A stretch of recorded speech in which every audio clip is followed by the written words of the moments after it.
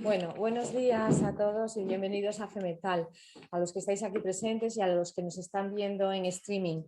Esta es una jornada de negocio internacional, visión actual y perspectivas, que hoy celebramos en colaboración con Caja Rural de Asturias y con Asturés. Hoy aquí representado, en el caso de Caja Rural de Asturias, por Beatriz Álvarez, que es la responsable de negocio internacional, y a mi izquierda Teresa Vigón, que es la directora de Asturias, como sabéis todos. También contaremos con las interesantes, por supuesto, aportaciones y conocimientos que hoy compartirá con nosotros José María Viñals, a quien ya hemos tenido en otra ocasión en la época de pandemia, también a través de streaming, en ese caso exclusivamente. Él es socio del equipo de International Trade and Sanctions de Squire Patton Box y experto en inversión directa en el extranjero, en el comercio internacional, en la financiación de proyectos, la protección de inversiones y más recientemente, creo, en FinTech. Desde que comenzamos la segunda década del siglo XXI, desde luego el panorama internacional está instalado en la más absoluta inestabilidad. Primero, la pandemia y ahora un conflicto bélico cuyas dimensiones y efectos económicos todavía no alcanzamos a dimensionar.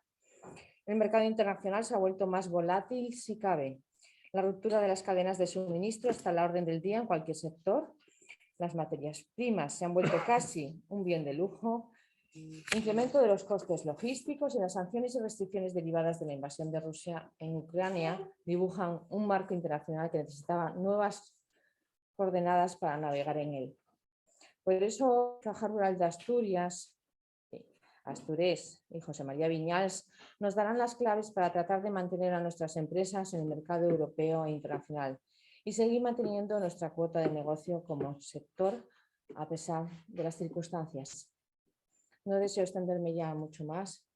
Vuelvo a dar las gracias a Caja Rural de Asturias, Asturés, por ser partners implicados y comprometidos con las empresas del metal de Asturias y, por supuesto, a nuestro experto, José María Viñals, por compartir con nosotros su experiencia y todo su conocimiento. Así que yo ahora cedo la palabra a Teresa Vigón, que nos dará su bienvenida también. Muchas gracias, María. Muchas gracias por Metal y a Caja Rural por permitirnos colaborar y apoyar esta jornada. La verdad es que la situación en este momento pues, nos lleva a todos a focalizarnos y a pensar en las repercusiones económicas de la invasión de Ucrania. Y, bueno, José María Viñals tratará de darnos algunas claves de por dónde van las cosas. Todavía está por materializarse el efecto de las sanciones de la Unión Europea, exactamente cómo se van a aplicar. Por nuestra parte, por parte de ustedes, vamos a poner en funcionamiento un asesoramiento gratuito a las empresas con nuestro colaborador en Rusia, que les pueda un poco orientar de cómo están desarrollándose los acontecimientos, cómo se están implementando, qué repercusiones están teniendo las medidas de la Unión Europea, y simplemente dar mucho ánimo a todos los empresarios. La verdad es que los empresarios han demostrado que, bueno, no es que estén a la altura de las circunstancias, sino que saben perfectamente que el negocio exterior, el negocio internacional, es una línea de negocio necesaria para compensar del riesgo en algunas zonas económicas con las operaciones en otras zonas, y que la línea internacional es un elemento clave en la supervivencia de muchas empresas, como lo fue en la crisis de 2008. Yo creo que esa fue una lección que aprendimos en el 2008. Sin más, muchas gracias y vamos a escuchar a José María. Bueno, antes yo creo que de la presentación, Beatriz Álvarez presentará a nuestro magnífico ponente. Bueno, buenos días a todos. Lo primero quería agradecer a FEMETAL las facilidades que nos dan siempre a la hora de organizar conjuntamente estos eventos, y a Asturés su colaboración siempre a la hora de acompañar a las empresas en el proceso de internacionalización. Dar servicio al negocio internacional de las empresas ha sido para Caja Rural de Asturias una prioridad en los últimos años. Somos conscientes de la necesidad de dar un servicio ágil, de calidad, eficiente y que esté centrado en el asesoramiento, siempre tratando de dar servicios y productos que permitan a las empresas cubrir todas las necesidades que puedan surgir en este ámbito, ya sea financiación de importaciones y exportaciones, forward en divisa, avales internacionales o cualquier otro que pueda surgir. Junto con el Grupo Caja Rural, contamos con más de 130 corresponsales en todo el mundo, lo que nos permite dar una amplia cobertura a nivel internacional. Dada la situación actual que tenemos en el ámbito mundial, pues muchos de nuestros clientes, tanto importadores como exportadores, nos estaban pidiendo que les diéramos información eficiente y clara sobre estos temas. Al final todos nos hacemos la misma pregunta, que es ¿cómo va a afectar toda esta situación a nuestro negocio internacional? Pues para responder a esa y otras preguntas, como bien dijo María, contamos hoy con José María Viñals. José María Viñals tiene más de 15 años de experiencia como abogado y está especializado en el comercio internacional y las sanciones internacionales. No me voy a extender tampoco más. Vamos a dejar abierto el chat para cualquier pregunta que pueda tener la gente, tanto los que están aquí presentes como los que lo hacen a través de Zoom, y os dejo con él. Pues ahora yo creo que le dejamos el protagonismo y escucharemos muy atentamente todos. Sí.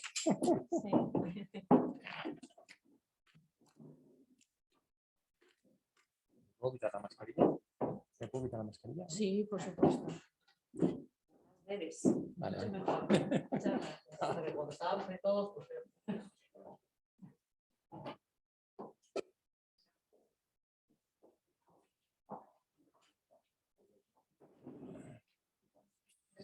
Pues nada, muchísimas gracias a los patrocinadores, a Cemetal, a Astures y a Caja Rural de Asturias por hacer posible este evento. El año pasado ya tuvimos uno muy distinto porque en aquel momento el COVID era lo que nos preocupaba a todos, ¿no? Y cómo el COVID había afectado en las cadenas de valor y cómo había afectado también en la economía global, ¿no? Y eso, pues, cómo nos afectaba a nosotros. Yo me acuerdo que el año pasado tuvimos que hacerla online. Yo además estaba en Emiratos y bueno, no pude venir a Gijón pues bueno, un poco a compartir el buen tiempo, ¿no? Que veo que hay hoy y un poco pues la cercanía y la posibilidad de veros cara a cara y de poder conoceros en persona. Cuando preparamos esta ponencia, en principio pues habíamos decidido abarcar distintos temas, ¿no? Los que estaban de rabiosa actualidad hace 3 semanas, un mes. Pues un poco las implicaciones del Brexit, cómo había evolucionado el Brexit, pros y contras de cómo se estaban haciendo las cosas con respecto al año pasado. También ver un poco cuáles son los trends, ¿no? Esas guías, ¿no? Que se están produciendo a nivel global, pues esas tendencias a nivel global en cuanto al comercio internacional, a las cadenas de valor, a las cadenas de suministro, cómo afecta la nueva tecnología también, o la disrupción, ¿no? De las nuevas tecnologías como puede ser blockchain o como puede ser la inteligencia artificial, big data, a la hora de mejorar esas cadenas de suministro, hacerlas más trazables, hacerlas más transparentes, cómo eso luego tiene una afectación inmediata en lo que es la transparencia, en lo que es el compliance, en lo que es la mejora de los estándares de las compañías que participan, cómo implementando esas nuevas tecnologías también me lleva a cumplir con criterios de los ESGs, ¿no? Es environmental, pues temas de medio ambiente, temas de corporate governance o temas de sustentabilidad. Entonces, bueno, pues cómo eso afecta cómo afecta a las compañías y cómo pues eso luego lo premian los inversores, lo premian los bancos, lo premian las bolsas. Y bueno, y eso pues se retrotrae, ¿no? Hubo unas guidelines, ¿no? Que dio las Naciones Unidas y que se han ido implementando y que veremos en forma de normativa, ¿no? También el riesgo de algunas normas proteccionistas y cómo afectan al comercio global o pueden beneficiar, ¿no? A determinados players, ¿no? A determinadas compañías, pues que esas normas proteccionistas les permitan tener un mercado cautivo, les permitan tener unas ventajas competitivas. Cómo China y Estados Unidos pues, han cerrado en falso esa crisis arancelaria, esa guerra comercial que se inició en la etapa de Donald Trump. Cómo Biden y la Unión Europea han implementado muchas de las políticas que Donald Trump en su día anunció y que nos escandalizaron a todos, pero sin embargo hemos acabado imponiendo. Véase como ejemplo, ¿no? Cómo la Unión Europea ha aprobado por cada uno de los países, entre ellos España, normas para limitar la inversión extranjera directa en nuestro país, no solo de compañías de fuera de la Unión Europea, sino también de compañías de la propia Unión Europea en sectores estratégicos, como pueden ser los medios de comunicación, como puede ser la energía, como puede ser la defensa, como puede ser las telecomunicaciones. Cómo tenemos que pasar por un control del gobierno administrativo previo para que se hagan esas inversiones. También estamos viendo, ya se ha anunciado a nivel europeo, que se van a imponer medidas que va a controlar posteriormente la Comisión Europea para controlar que compañías dopadas por gobiernos extranjeros, y todos estamos pensando un poco en este tipo de compañías, vengan a Europa, liciten en proyectos públicos y se lleven la licitación, porque son más competitivas, pero no porque son más competitivas porque hagan las cosas mejor o estén mejor organizadas o simplemente tengan menos beneficio en su licitación y su oferta, sino porque simplemente pues, han conseguido pues, unas exenciones fiscales en su país de origen o en alguno de los países donde están presentes, o porque tienen algún tipo de financiación estatal o semipública a unas condiciones muy ventajosas que les hace ser más competitivas, y un largo etcétera de circunstancias y de factores directos e indirectos que les hacen llevarse esas licitaciones. Pues bien, la Unión Europea se ha dado cuenta y ha impuesto este tipo de restricciones, haciendo en espejo lo que venía haciendo ya la administración americana de la administración Trump. También el presidente Biden ha impuesto restricciones a la compra por parte de compañías norteamericanas de microchips de la mayor compañía del mundo, fabricante de microchips, que es una compañía china. Esto ha hecho que las compañías americanas tuvieran que buscar otras fuentes de aprovisionamiento de los microchips y haya habido un agotamiento de todos estos componentes, que lo hemos visto estas navidades, por ejemplo, pues en lo que tardaban en llegar los videojuegos, lo que tardaban en llegar las consolas, lo que tardaban en llegar algunos televisores, como había escasez, desabastecimiento, etc. El COVID, por supuesto, sigue jugando un papel importante en los puertos, en las cadenas de valor, por las medidas que cada estado va tomando para frenar el auge, ¿no? Y el spread, ¿no? de lo que es la pandemia. Esto hace que algunos de los puertos más importantes del mundo se hayan bloqueado. Entonces, bueno, esto ha llevado a que no se hayan producido determinados envíos. Esto ha producido también que algunas industrias hayan paralizado por completo su producción porque no había demanda en tiempos de COVID, y cuando se ha vuelto a activar la demanda han estado saturadas con pedidos. Esto ha llevado a que no hayamos encontrado muchos productos en las estanterías de los supermercados, ¿no? Y también ha llevado a reconsiderar tener un plan B en nuestras cadenas de valor, y ha llevado también a lo que son las políticas de nearshoring, que por ejemplo está ahora fomentando, desarrollando, financiando la administración norteamericana, que es llevar a países amigos, países vecinos, partes de la cadena de valor o cadena de suministro que antes estaban en economías o en jurisdicciones de menos confianza, como lo llama la propia administración Biden.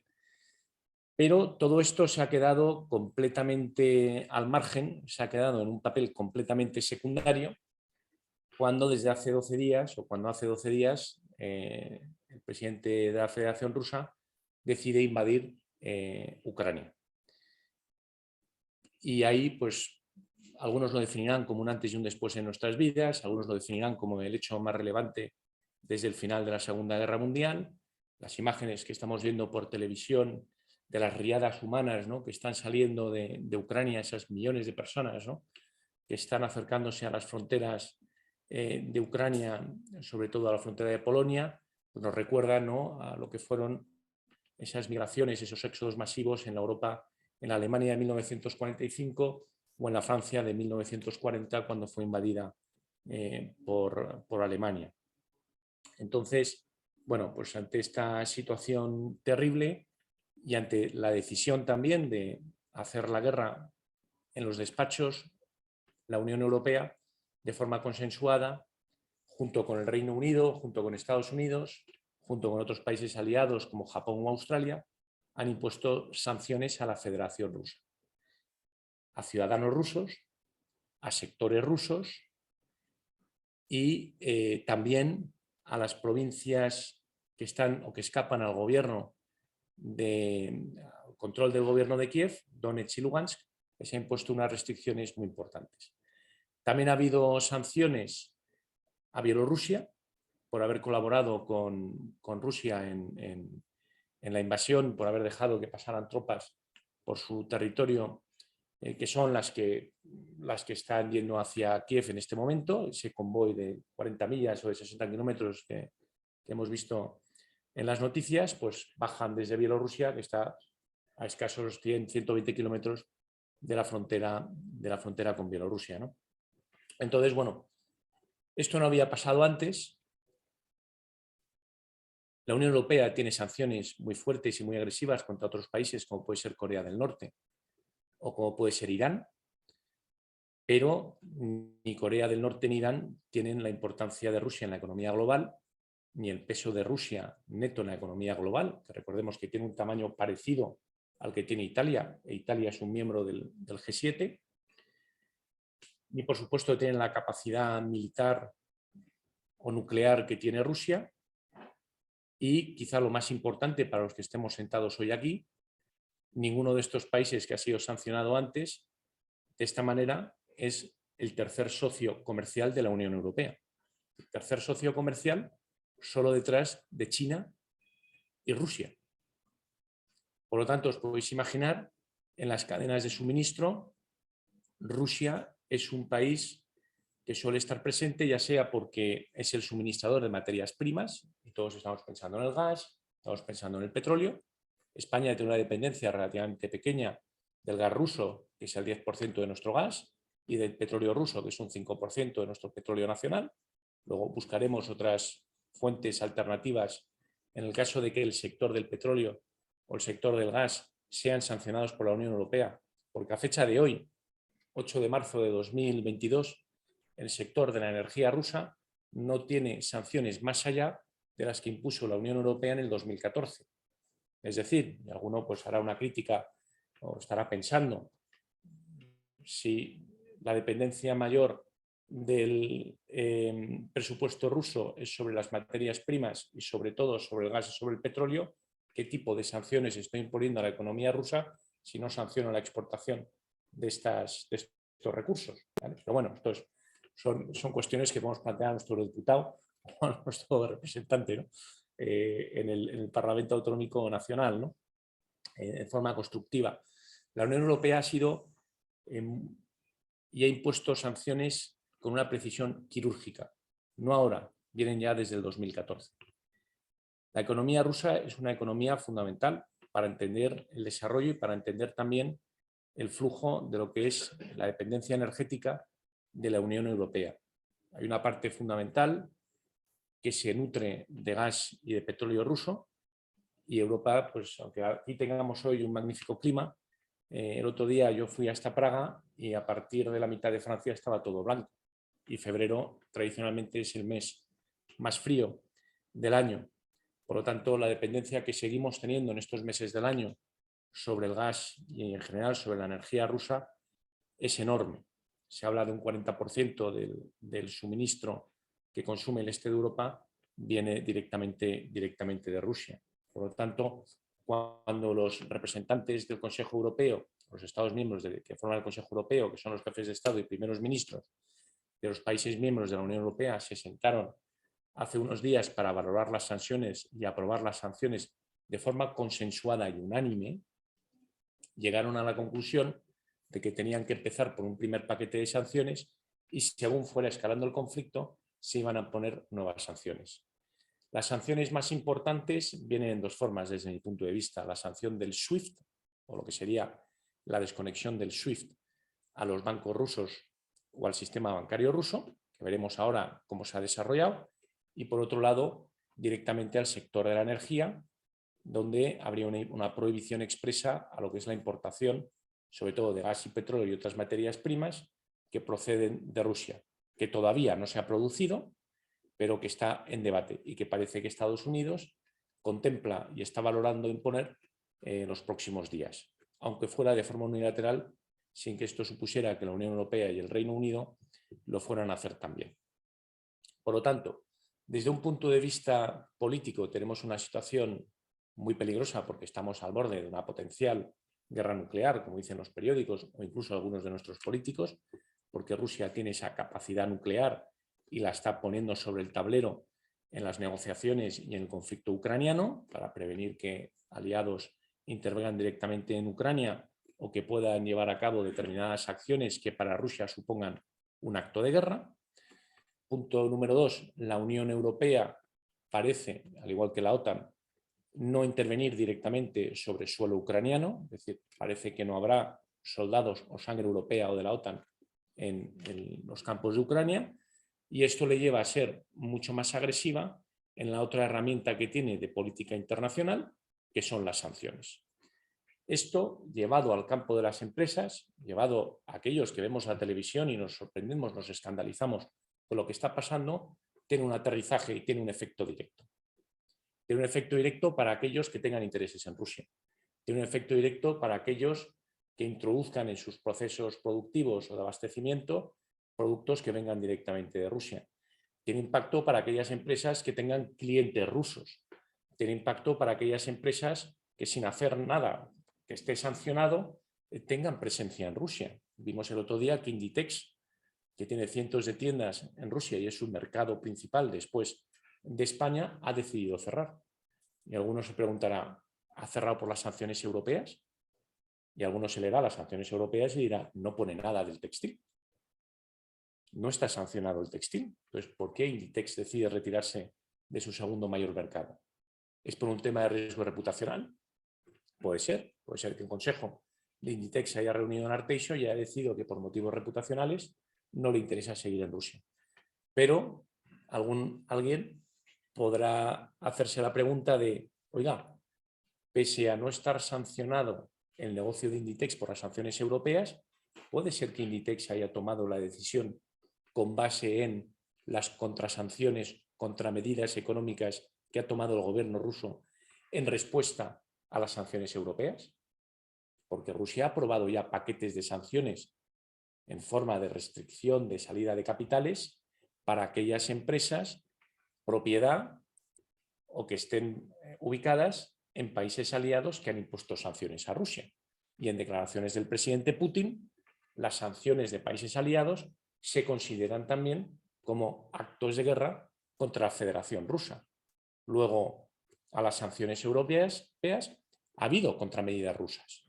Aunque un europeo pueda hacer negocios en Rusia, puede que no le interese hacer negocios en Rusia porque dejan de ser lucrativos. Si Exxon y Shell se han retirado del mercado ruso, puede ser que lo hayan hecho previendo nuevas sanciones que les puedan afectar directamente en el sector de la energía y pierdan inversiones milmillonarias, pero también puede ser que hayan decidido salirse del mercado ruso porque no ven la forma en la que van a poder repatriar capitales, recuperar la inversión a corto o medio plazo, o porque directamente también prevén que en algún momento se les pueda proceder a algún tipo de nacionalización directa o indirecta de su inversión en Rusia. Y entonces en su consejo de administración deciden retirémonos antes de que sea demasiado tarde.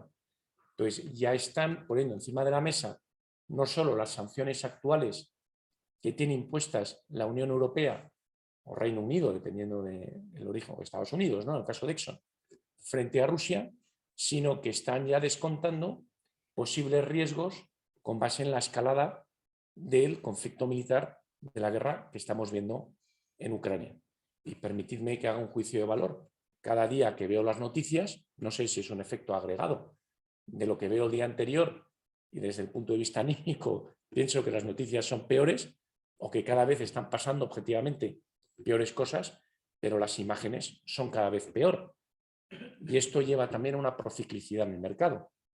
Es decir, que las empresas tienden a ir más allá de lo que es la propia regulación, descuentan lo que son escenarios potenciales y toman decisiones o políticas a nivel interno de la empresa, teniendo en cuenta la regulación, pero también teniendo en cuenta aspectos que no están en la regulación como puede ser riesgo reputacional o como puede ser la viabilidad de la inversión.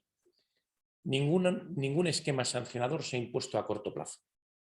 Es decir, si alguien piensa que estas sanciones van a durar unas semanas y que luego todo va a volver a la normalidad, no digo que no, porque en esta vida no hay que decir, yo nunca pensé que tendríamos una pandemia mundial o que viviría una crisis como la del 2008 o que viviría una potencial guerra nuclear en un campo de batalla europeo, y ahí están los hechos, pero la historia lo que nos lleva a ver es que siempre que se han impuesto sanciones, las sanciones se imponen para que duren por lo menos a medio largo plazo. Las sanciones iraníes se impusieron por parte de Estados Unidos allá por los 80-81, duran hasta hoy. Las sanciones contra Cuba allá por los años 60, 61, 62, 63, se asomaron las primeras CACs, restricciones con respecto a Cuba y el embargo a Cuba. 2022 siguen en vigor con la misma virulencia. Sanciones Corea del Norte pues siguen desde los años 50, sanciones a Myanmar continúan desde hace más de 20 años, etcétera, etcétera, etcétera. No hay ningún esquema sancionador que se haya impuesto y que a las pocas semanas se haya retirado, ¿vale?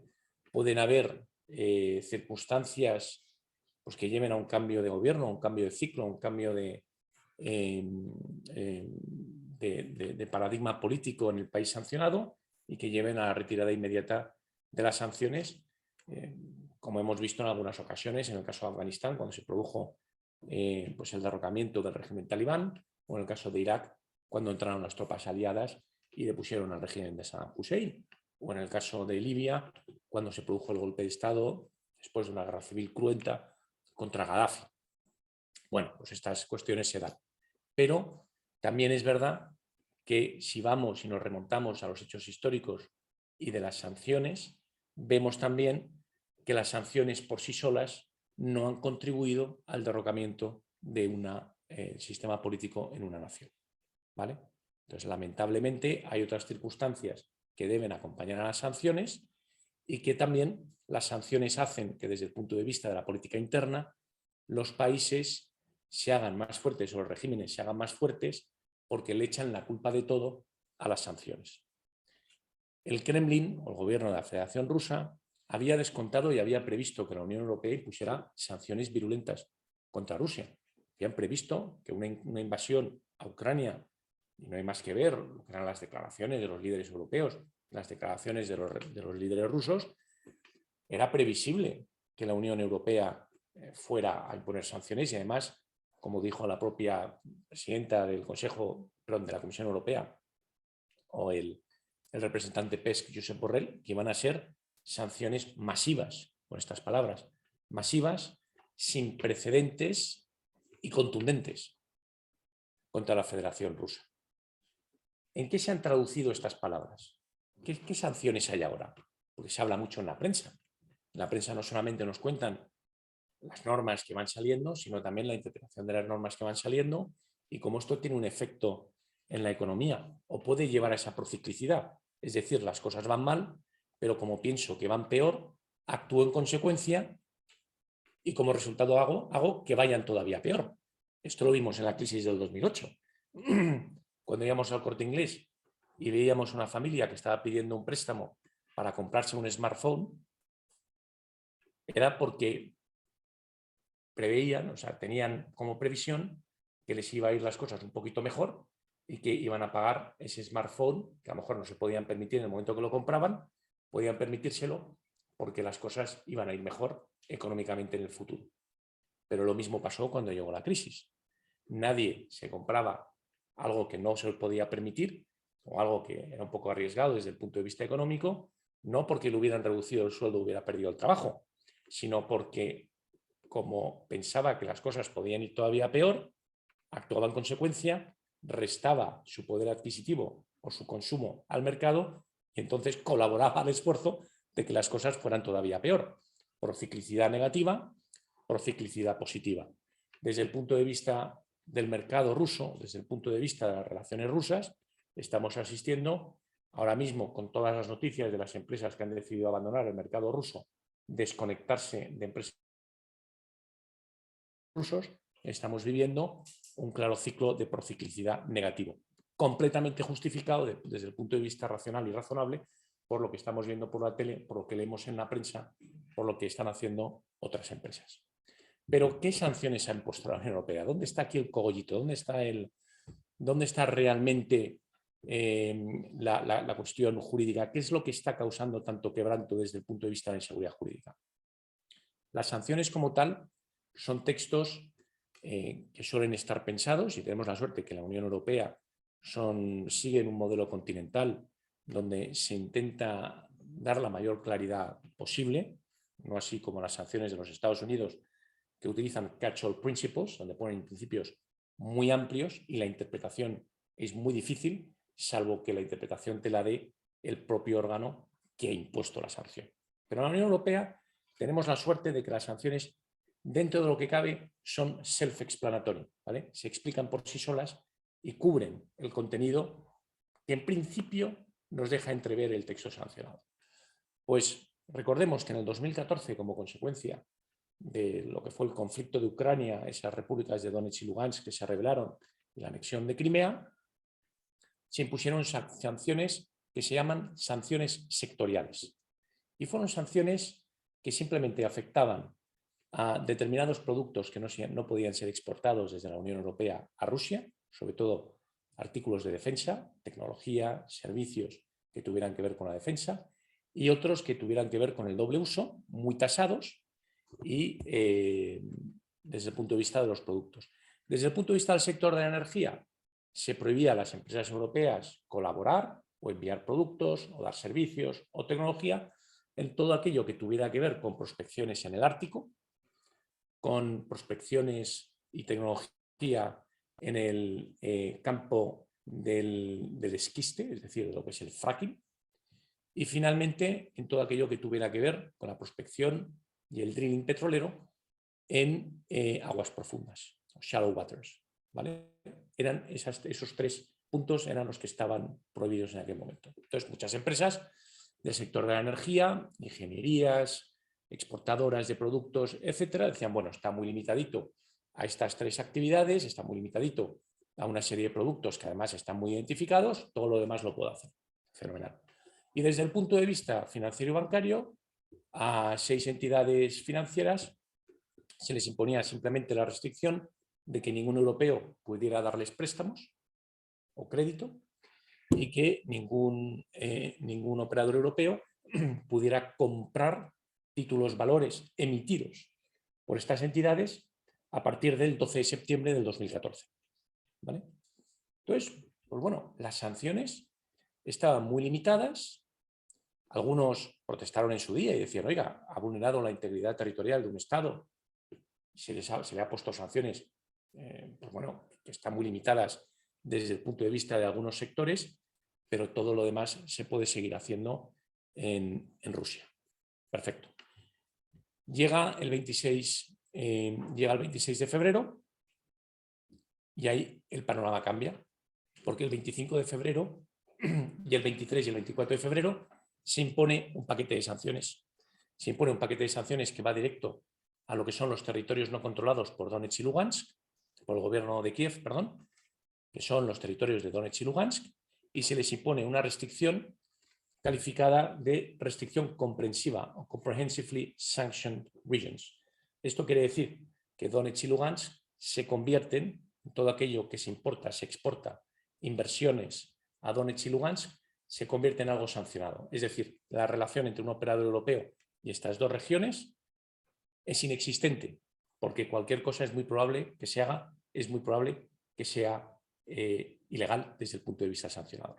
Por supuesto, esto excluye ayuda humanitaria, excluye cuestiones que tengan que ver con la industria farmacéutica o de la medicina, ¿vale? Este tipo de cuestiones que siempre se excluyen de las sanciones, ¿vale? Pero todo lo demás, en principio, no se puede hacer. Es decir, la Unión Europea cogió y pegó las sanciones que había impuesto sobre la península de Crimea y las aplica a Donetsk y Lugansk. Tan es así que prohíbe todo lo relacionado con el sector turístico en Donetsk y Lugansk.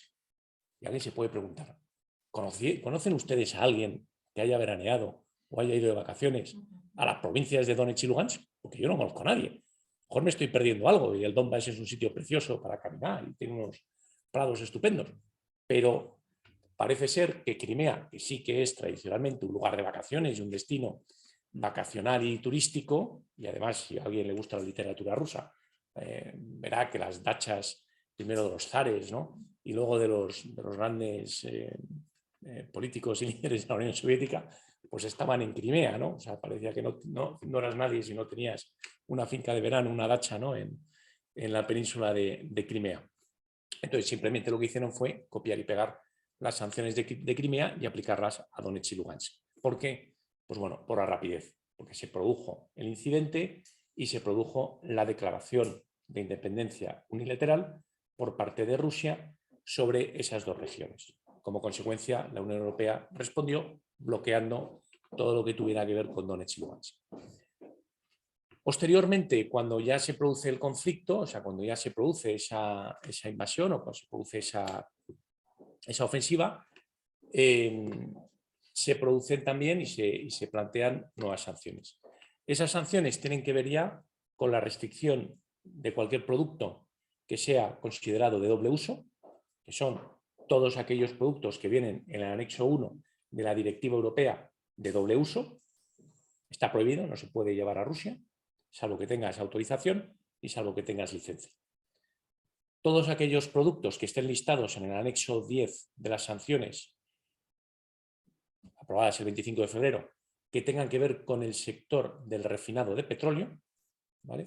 Todos esos productos que estén ahí incluidos y además vienen muy bien identificados por el número de código del sistema armonizado, para que no haya dudas de qué productos están y qué productos no están, también están prohibidos.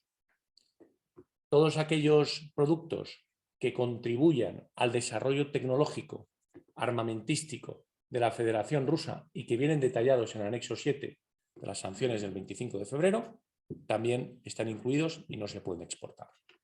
Sí que es verdad que para cada uno de estos productos o sets de productos hay excepciones. Excepciones como pueden ser temas humanitarios, temas de seguridad nacional, temas de seguridad nuclear, etcétera, etcétera, ¿vale? Entonces hay excepciones muy particulares. Y luego también hay un sistema de licencias donde se puede llevar a cabo alguna de las actividades prohibidas, pero necesito estar bajo una licencia que me dé la autoridad correspondiente del Estado miembro. Es decir, aquí en España tendríamos que ir a la JIMDO, la Junta Interministerial de la Defensa, donde tenemos, y de doble uso, perdón, donde tenemos representantes del Ministerio de Relaciones Exteriores, tenemos representantes del Ministerio de Industria, del Ministerio de Comercio y del, y del Ministerio de Defensa, ¿vale? Y esos representantes en esa junta toman la decisión de si puedo o no exportar un bien que esté incluido en esos anexos que acabo de comentar. Esas son excepciones. Y alguno me preguntará, oiga, pero si yo tengo un contrato de suministro con un cliente ruso desde hace 10 años, me ha hecho pedidos, me ha pagado por ellos, ¿no los puedo suministrar? Entonces la respuesta es, a lo mejor sí, si entro en alguna de las excepciones, porque para aquellos contratos que hubieran sido firmados con anterioridad a la imposición de las sanciones, es decir, antes, incluido el 26 de febrero del 2022, me puedo beneficiar en algunos casos y para algunos productos, siempre y cuando estos productos no vayan dirigidos al sector de la defensa, siempre y cuando estos productos no puedan ser utilizados por el sector de la defensa, siempre y cuando estos productos no puedan ser utilizados para el uso, construcción, desarrollo del sector aeroespacial ruso, o siempre que estos productos pues, no vayan a ser utilizados tampoco en cuestiones de desarrollo nuclear ruso, ¿vale? Entonces, todas esas excepciones no aplicarían a esos campos y esas autorizaciones o esas licencias no se podrían dar siempre y cuando hubiera sospechas, la mera sospecha de que fuera a parar alguno de esos sectores o alguno de esos beneficiarios finales. Esto lleva a pensar que a todos aquellos que estáis exportando bienes que pudieran considerarse de doble uso o en alguno de esos anexos sancionados, deberíais tener políticas dentro de vuestra empresa para aseguraros que vuestros productos no van a acabar en territorio ruso o que vayan a acabar en territorio ruso en manos del sector de defensa o del sector o de los sectores que acabo de mencionar, o que el usuario final vaya a ser alguna de las entidades sancionadas o alguna de las entidades pertenecientes a algún sector prohibido, ¿vale? Entonces, ¿cómo se hace eso? Pues con lo que son los end user, final destination, es decir, usuario final, uso final, destino final, que hacemos firmar a nuestros clientes o a los distribuidores de nuestros productos. Alguno me dirá, oiga, es que yo le vendo a un distribuidor y ese distribuidor lo tiene 3 años en su almacén y cuando tiene un pedido lo lanza. Entonces yo os digo, bueno, si ese distribuidor o ese fabricante que coge mis productos, los mete en otros productos y los vende como producto terminado, ¿vale? Está en la Unión Europea, podemos dormir tranquilo porque está obligado a llevar a cabo este compliance, a llevar a cabo este chequeo que os estoy comentando antes de exportar los productos. Pero si no es europeo, lo tenéis que hacer vosotros. Oiga, es que mi mejor cliente está en Turquía, que no es la Unión Europea. Es que mi mejor cliente está en Noruega. Vale, bueno, Noruega no tiene sanciones y Turquía tampoco. Entonces, vuestros productos pueden acabar en Rusia y el problema no lo tiene el noruego o el turco, el problema lo tenéis vosotros porque os van a pedir dónde están los papeles que acreditan que os han engañado a vosotros y que vosotros no estáis metidos en un esquema para enviar estos productos a Rusia y que habéis interpuesto alguna empresa fuera de la Unión Europea para poder hacerlo. Es lo que se llama la regla de circunvención, Es decir, ustedes no pueden puentear las sanciones europeas interponiendo a empresas de otros países para que no tengan estas la obligación de llevar a cabo los mismos chequeos que lleváis vosotros, porque a ellos no les afectan las sanciones europeas y a vosotros sí. Entonces, a esos clientes les tenéis que pedir estos certificados y si no os pueden firmar el certificado porque lo van a meter en un almacén y van a vender vuestro producto dentro de 3 años, les tendréis que hacer firmar cláusulas o adendas a los contratos que ya tenéis firmados, donde les hagáis responsables y donde ellos se comprometan a no incumplir las sanciones europeas. Ya sé que las sanciones europeas no les son aplicables, pero a vosotros sí. Entonces estáis llevando las sanciones europeas al territorio de fuera de la Unión Europea. Entonces, fijaros, las sanciones europeas tienen un efecto extraterritorial, porque aquellos operadores europeos, véase, ciudadanos europeos, residentes en Europa, compañías incorporadas en Europa, filiales de estas compañías, sucursales de estas compañías, tienen la obligación de cumplir con las sanciones europeas. Entonces, impondrán criterios de cumplimiento de sus sanciones a aquellos con los que trabajan, de tal forma que garanticen o puedan dormir tranquilos por haber cumplido con las sanciones europeas y que nadie les acuse que de forma indirecta han utilizado esquemas para hacer llegar sus productos a Rusia. Entonces la complejidad va aumentando y la inseguridad jurídica va aumentando, ¿vale?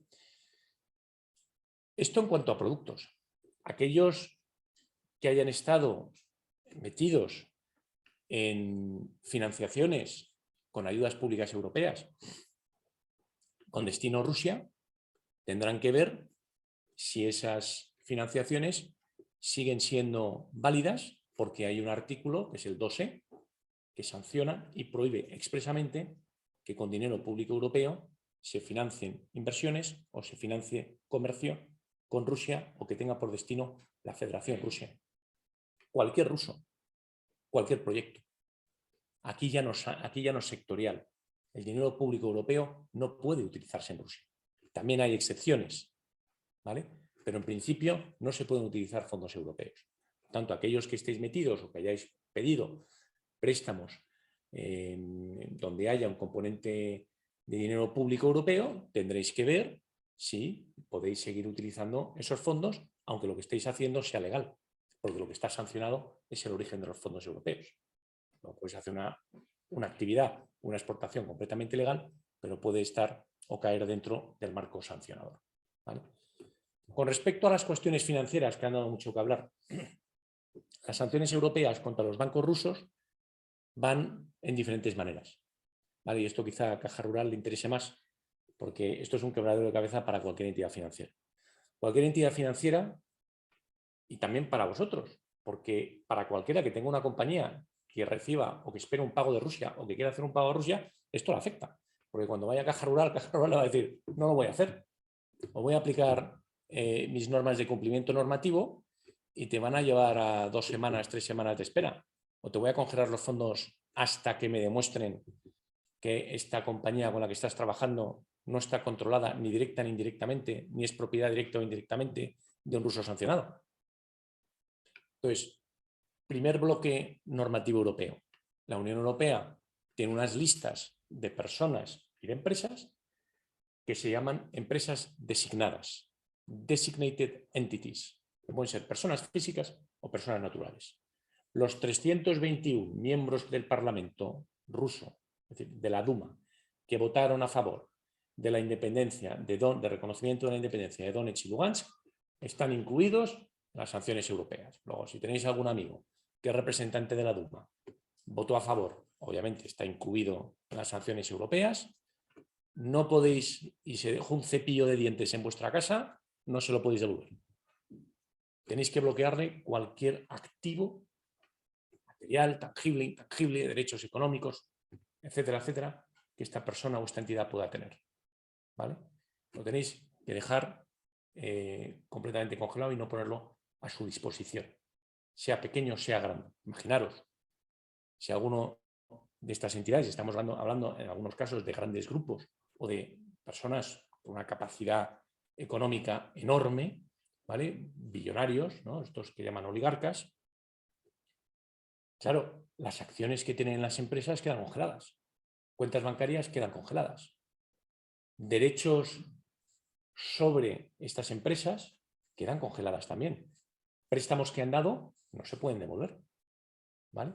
Existen algunas normas para el cumplimiento de estos contratos que hubieran sido firmados con anterioridad a la entrada en vigor de las sanciones, siempre y cuando se haga el abono de los fondos o de estos derechos que surjan de determinados activos en cuentas especialmente bloqueadas. Es decir, que Caja Rural de Asturias tendría que abrir cuentas bloqueadas, hablar con el Banco de España, informar y decir, oiga, yo tengo aquí una serie de cuentas bloqueadas porque tengo unos clientes aquí asturianos que tienen que pagarle a un suministrador ruso porque les han hecho unas compras, han recibido el material y les tienen que pagar.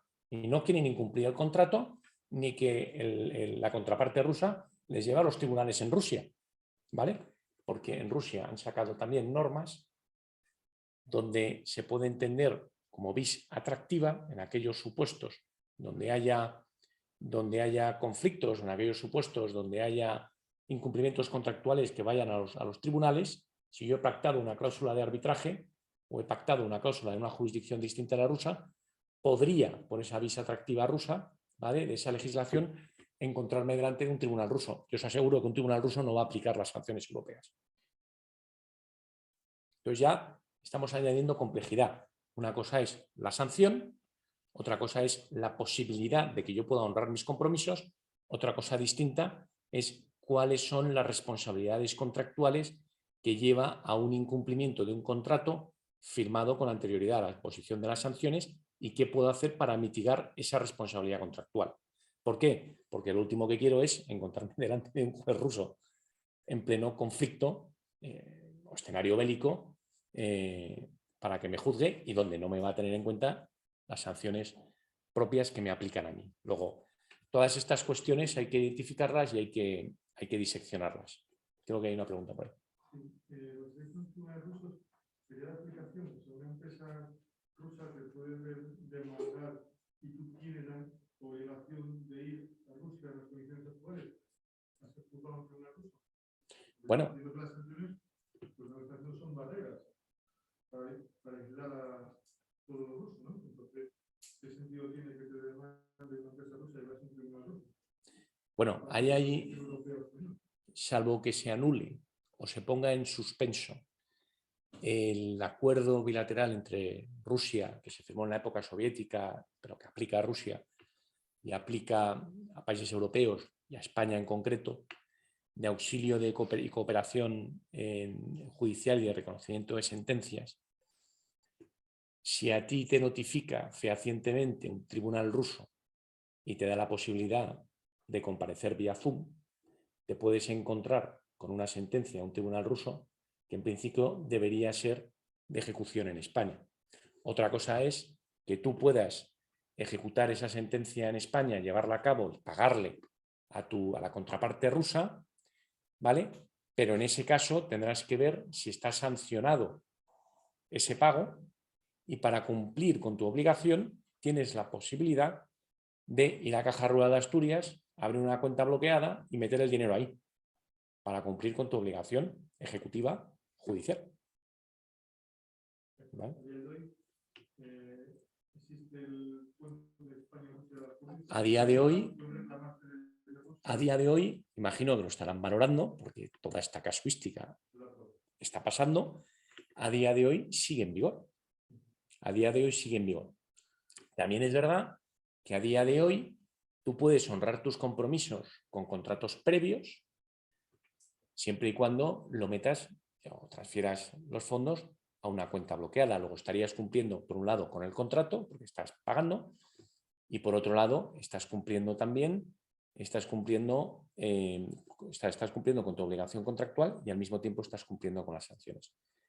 Para ese caso concreto tenemos esa solución, pero la casuística va a ser kilométrica. Es decir, habrá otros supuestos donde las sanciones no te den una solución a un posible incumplimiento de tus obligaciones contractuales. Y luego tenemos que tener en cuenta también lo que se puede hacer y lo que no se puede hacer en Rusia, porque a lo mejor el que incumple el contrato de suministro es tu cliente ruso, perdón, o tu proveedor ruso, porque tu proveedor ruso te va a decir, oiga, que no le puedo pagar. No le puedo pagar porque no me dejan sacar divisas de Rusia por las medidas que ha impuesto el Banco Central ruso. Entonces tú ahí podrás pensar, si le demandas por incumplimiento, cuál es el foro del contrato, o sea, la jurisdicción que tiene que resolver un incumplimiento del contrato, así como los tribunales arbitrales o judiciales que sean competentes, ¿no? Entonces tendrás que valorar también todas esas cuestiones. Es más, si vosotros sois una empresa española pero pertenecéis a un grupo multinacional o tenéis subsidiarias o filiales,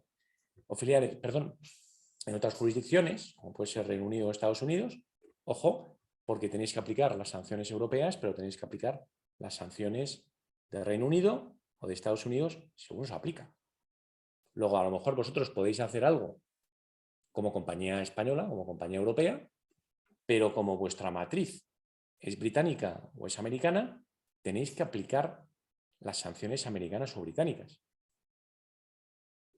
Entonces, esto también supone una mayor complejidad porque ya tienes que tener en cuenta distintos ordenamientos jurídicos que van en paralelo, que las sanciones son distintas porque las sanciones que ha impuesto Gran Bretaña son distintas a las sanciones que ha impuesto Europa o las sanciones que ha puesto Estados Unidos. Luego tendréis que ver si cumpliendo las sanciones europeas estáis incumpliendo las americanas. ¿Vale? Entonces, bueno, en el sector bancario tengo que tener en cuenta que hay determinadas entidades que simplemente todos sus bienes están congelados, ¿vale? Luego no podéis hacer nada con esas entidades, como es el caso del Feneszkonombank, que es el Banco de Desarrollo de Rusia, o el Rosilla. Hay otras entidades con las que directamente, aunque queráis hacer negocios, no vais a poder porque las han quitado del SWIFT, del sistema de mensajería de intercambio de datos. Luego no os van a poder pagar nada a través de esas entidades o esos bancos, y el riesgo o el miedo es que esa prohibición de SWIFT no solo se quede en 7 entidades bancarias como el VTB o el Feneszkonombank u otras, sino que se amplía a otras entidades o que se amplía a todo el sistema bancario ruso. Entonces es el equivalente. Si yo desconecto a los bancos del SWIFT, es como si quito la electricidad de esta sala y quiero hacer la sesión por Zoom. Es imposible. Cualquiera que sea del sector financiero sabe que si no tienes SWIFT no puedes hacer transacciones. Pero la medida no va al SWIFT, va a cualquier sistema de mensajería financiera, de intercambio de datos. Es decir, el SEPA y cualquier otro. ¿Vale? Luego, realmente me va a ser imposible, salvo que utilice el Telex o utilice métodos rudimentarios de hace 50 años, hacer cualquier tipo de operativa. Entonces, el miedo es que esta prohibición de SWIFT, que sí que es un arma nuclear desde el punto de vista sancionador, se amplíe a todo el sector bancario ruso, lo que llevaría a Rusia solo a hacer negocios con aquellos bancos de otras jurisdicciones que no tengan estas sanciones, utilizando métodos que no sean europeos distintos al SWIFT, porque SWIFT es una entidad que está en Bruselas, luego es un operador europeo que no puede dar estos servicios en todo el mundo, y parece que Rusia habría, de forma paralela, habría desarrollado desde el 2014 un sistema de mensajería paralelo para poder tener estos flujos y poder seguir operando en el sector exterior con otras entidades de otros países que no tuvieran estas sanciones, ¿vale? Ahí desde el lado del SWIFT. Y luego hay otras restricciones bancarias, como por ejemplo que ningún ciudadano ruso que no sea residente ni nacional en un Estado miembro de la Unión Europea puede tener ningún depósito en la misma entidad financiera superior a 100.000 euros. Luego, cualquier entidad bancaria que tenga un cliente de nacionalidad ruso, ¿vale? Pero que no sea residente ni nacional en un Estado miembro, no puede tener más de 100.000 euros en la cuenta, ¿vale? Y luego, con respecto a aquellas personas que están designadas, no solamente les aplica a esas personas que veis en los listados, aplica a esas personas, pero también a todas aquellas entidades cuya mayoría, es decir, más del 50% del accionariado, sea de esas personas listadas. Luego tendréis que preguntar a vuestros clientes rusos si no son propiedad de estas personas designadas. Pero no se queda meramente en la propiedad directa e indirecta. Va más allá y habla del control. Y el control, también como factor para determinar si alguien está sancionado o no, va mucho más allá de la propiedad. Pueden ser derechos de voto. Puede ser un préstamo donde, en el caso de incumplimiento, tenga stepping rights, o sea, es decir, tenga derecho a ponerme o a acceder a derechos societarios del prestatario. Va mucho más allá lo que es el concepto del control. Hay 9 criterios para determinar el control. Es decir, que todos los bancos o todos aquellos que tengan negocios con empresas rusas tendrán que establecer mecanismos de screening, de Know Your Customer y de Due Diligence para determinar si su cliente o esa transferencia que están estudiando está o no dentro del marco de las sanciones, ¿vale? Y luego ha habido otros paquetes sancionadores que afectan directamente pues, a lo que es la emisión de determinados medios rusos, como puede ser Sputnik o puede ser Russian Today, que se prohíbe la señal en territorio europeo, central de Rusia en relación con la gestión de las reservas, ¿vale? Y luego otras sanciones, pues bueno, que a lo mejor tienen, para lo que es este foro, menor entidad, pero que en otros foros tendrían más relevancia. Entonces, bueno, eso es lo que hay hasta ahora. Sanciones que vienen, que están en el portfolio, en la cartera, pues bueno, la potencial ampliación de ese SWIFT, que es, como ya os digo, arma nuclear. Potenciales sanciones al sector de la energía, que ya os he explicado las que hay y que son las del 2014, que esas se amplíen y prohíban suministro, ¿vale? También no solo en lo que es aeronaves, el espacio aéreo ya sabéis que está cerrado a todas aquellas aeronaves registradas en Rusia o fletadas por rusos, ¿vale? Si estáis recibiendo material o insumos que no están prohibidos desde Rusia en barco, en buque, que sepáis que Reino Unido ha sacado ya una norma que prohíbe a los buques rusos registrados en Rusia con bandera rusa o propiedad de entidades rusas entrar en puertos británicos, ¿vale? Esta medida podría ser copiada por la Unión Europea. La Unión Europea no lo ha hecho todavía, no lo ha hecho porque le afecta a sus intereses, ¿vale? A ver, si yo estoy haciendo la guerra de los despachos, como hemos comentado antes, y yo lanzo unas sanciones, lo peor que puede pasar es que esas sanciones le acaben haciendo daño a mí, en un claro efecto boomerang. Si yo sanciono la importación de gas ruso, dejo a medio Europa desconectada del gas. Y es un gas cuya infraestructura se basa en tubería. O sea, llevar metaneros a Bulgaria o al norte de Alemania es una alternativa, pero a fecha de hoy no tienen la capacidad logística de gasificar el líquido, que es como se transporta el gas licuado, y ponerlo en forma de gas y meterlo en una tubería que vaya desde esos puertos hasta las casas de los alemanes, de los búlgaros, de los rumanos, de los húngaros, etcétera, etcétera, ¿vale? Tener en cuenta también que las sanciones europeas frente a Rusia se deben tomar en el marco de la Unión Europea por unanimidad. ¿Por qué? Porque los textos fundacionales de la Unión Europea y lo que tiene que ver con sanciones, la Unión Europea puede transponer de forma automática, con unas mayorías simples, lo que son las sanciones de las Naciones Unidas en el contexto de la normativa europea y, por ejemplo, con Irán, con Corea del Norte, etcétera, etcétera, lo único que hacen es transponerlas en muchos casos, pero como Rusia es miembro permanente del Consejo de Seguridad de Naciones Unidas, Rusia veta cualquier sanción que haya en contra de Rusia por motivos obvios.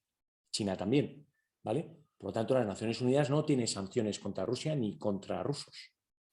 Esto quiere decir que la Unión Europea solo puede imponer sanciones que no vienen por parte de las Naciones Unidas si tiene el consenso unánime de todos y cada uno de los Estados miembros.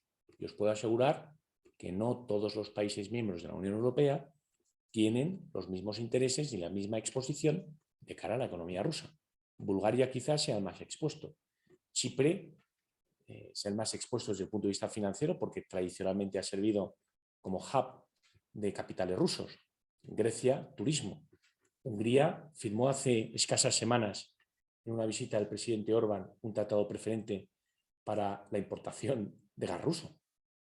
Alemania tiene sus propios intereses, Polonia, Francia, etcétera, etcétera. Entonces, por un lado, sector del gas, sector de la energía, eso puede ser una sanción nuclear a los intereses europeos, aunque en el caso concreto de España puede no afectar tanto, ¿vale? Porque nosotros tenemos otras fuentes de energía. 2, SWIFT, desconectar el sistema bancario del SWIFT, agrandar lo que es el número de países, pero el número de entidades que no pueden acceder a este sistema de mensajería financiera, puede agravar sustancialmente la crisis y crear una barrera importante entre Rusia y Europa. Y luego están las restricciones de transporte, de los buques, de las aeronaves, etcétera, que también pueden hacer materialmente imposible importar o tener cualquier tipo de relación con Rusia, ¿vale?